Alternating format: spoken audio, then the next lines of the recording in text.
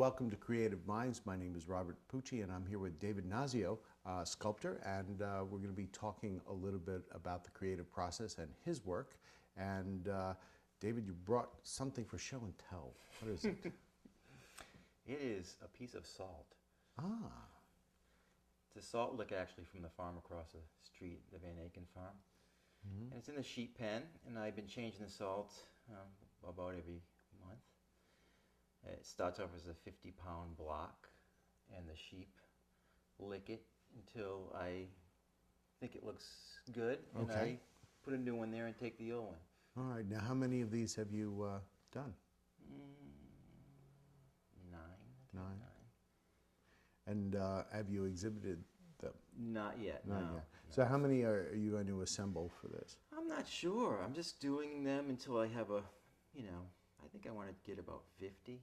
Okay. And then I might put them in a big group, or I might Are throw you- some away. I'm not sure. Are you documenting the process in some way?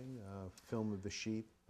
No, I'm not. It's really about It's about It's about licking. It's about licking, and it's about the resulting object, I guess. Yes, I see a couple of teeth marks there as well. I don't know if those Is are. that- I'm not quite yeah? sure. They might be teeth marks. Okay.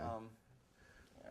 But so, where'd you get the idea of using salt as a material? Well, I like process-oriented work, and I've been in caves and I've looked at stalactites and stalagmites, and there's this kind of form that they take, and it's basically gravity affects their form, and they have a certain shape. But this is a whole group of biological organisms, and tongues are very central, soft things, and the kind of forms that come out, everyone comes out totally different, not completely different, but very different, and it's has a history. They take about a month, and it's just sort of group effort with farm animals. Now, what are some of the variables in terms of the look? I mean, does it have to do with? Does rain affect it? Well, I think rain definitely affects it, and depending on, well, you can see it's a little bit rusty actually. Okay. And that's because they have it on they leave the blocks on a tire. There's a tire rim in the middle, so some of the rust comes through the salt.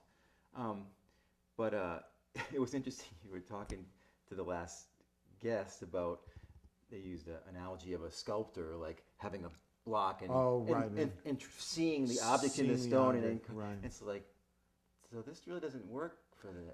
Oh well, but I guess that's one type of sculpture, right?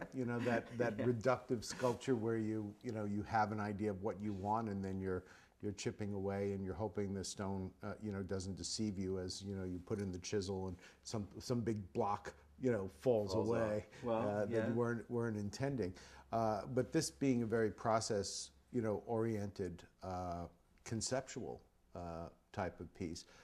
Is this in keeping with some of your other work, or is this a departure? No, it's pretty consistent.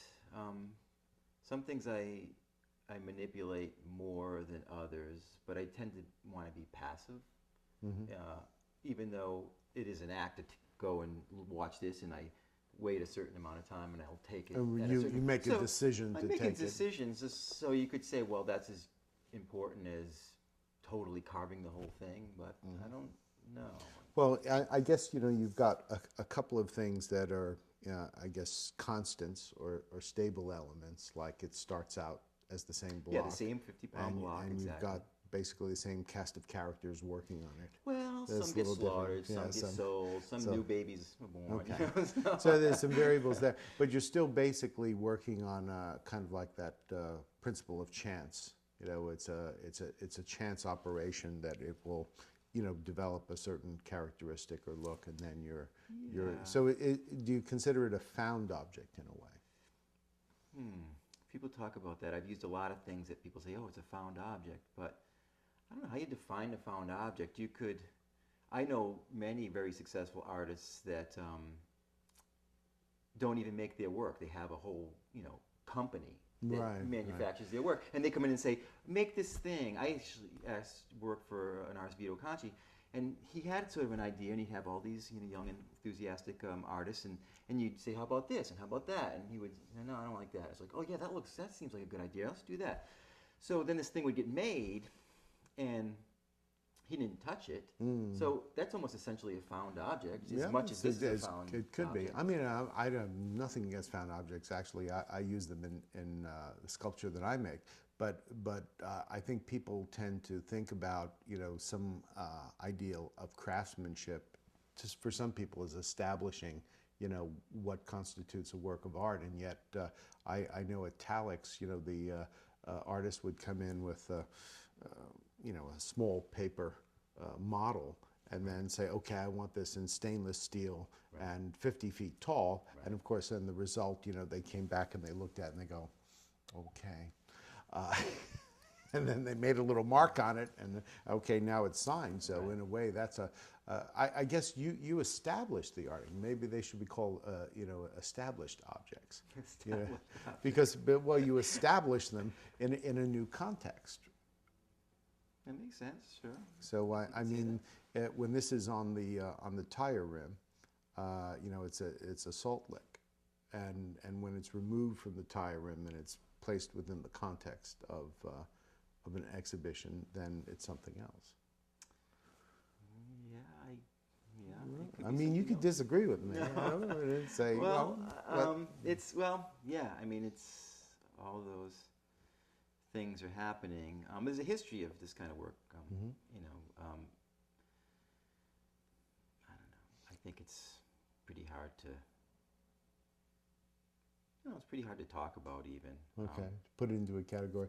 Well, what are some of your inspirations in terms of artists that you you respect their work, or you feel that their work gives you some kind of inspiration or direction? I don't really think my inspiration comes from artists. I think I'm a naturalist my whole life, and I remember I had a really good art teacher in high school, and I came in. It's like, oh, and he's like, I don't know what to do. And he says, well, what do you like to do? It's like, oh, I like to play in the swamp. I like to dam up the creek, so it floods into this gravel pit and it erodes the gravel. And he says, oh, well, look at this artist, Henry Moore. He likes to look at bones and shells, and he makes these carvings. He's Robert Smithson. He makes a pile of big rocks in a spiral. Look at this. And he's like, you do that? He's like, oh, yeah, it's kind of cool, But I don't think that... I've been to, lots of schools. I get my, the graduate school, and I've seen lots of things.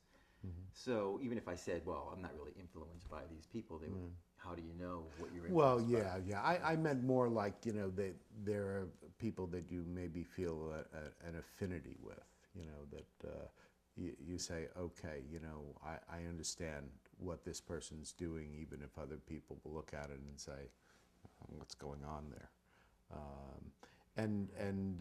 A number of artists recently have been, using, nature as their source of their materials and kind of like their the environment that they're working in or working from. And so do you have, people that you talk to, people that you were kind of like, in contact with your projects, or are you just kind of, by yourself working on these things? I'm mainly by myself working on these, especially now that I don't live in Brooklyn anymore. I live here.